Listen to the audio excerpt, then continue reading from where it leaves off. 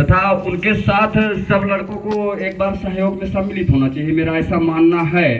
बाकी इनके अपने अपने विचार हो सकते हैं, विचारों में मतभेद हो सकता है। जैसे कि अभी ये लड़का है, कितना बढ़िया 10 लोगों को इकट्ठा किया, 10 लोगों को बुलाने में बड़ा सहयोग दिया।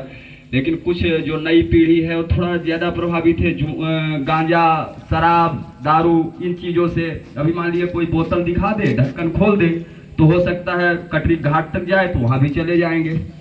तो मैं यही कहना चाहूँगा, ज़्यादा तो नहीं, कि नशे का प्रभाव कम किया जाए। क्योंकि हमारे देश में ना सबसे पहले जब अंग्रेज यहाँ आए तो उनका एक ही विचार था कि यहाँ सबसे पहले लोगों के जेहन में नशा का इतना प्रभाव भर दिया जाए, इतना प्रभाव भर दिया जाए। नशा क्योंकि सर पे चढ़ के बोलता है। एक बार एक विदेशी सांसद में एक अंग्रेज को बुलाया गया था कि भाई आपका व्यापार अभी कैसा चल रहा है? बोला बहुत बढ़िया चल रहा है। तो बोला भारत में? बोला भारत में भी बहुत बढ़िया चल रहा है। बोले भारत में बहुत बढ़िया चल रहा है? बोला हाँ बहुत बढ़िया चल रहा है। तो बोले तुमने ये व्यापार को चालू कैसे किया? ये व्यापार भारत में तो कहीं शराब बनती नहीं थी। तो बोले सबसे पहले मैं वहीं संसद के सामने ही अपना प्रोग्राम रखा और सबको मुफ्त में पिलाया।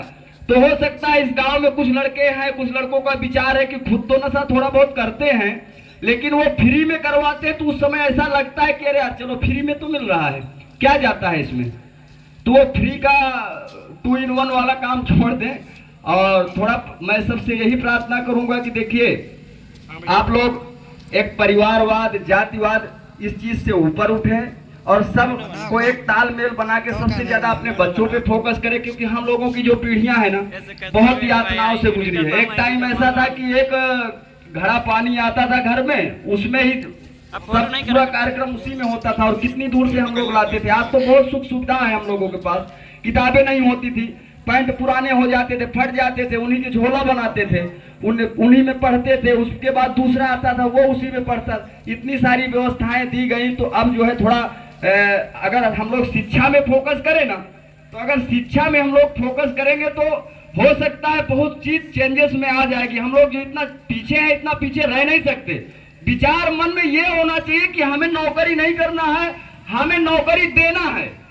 जिस टाइम पे हमारे दिमाग में ये आ जाएगा कि हमें नौकरी करना नहीं, नौकरी देना है, तो हमारा भी उद्धार, हमारे साथ में हमारी जो पीढ़ी आगे वाली है उनका भी उद्धार, प्लस हमारी छोटी वाली पीढ़ी।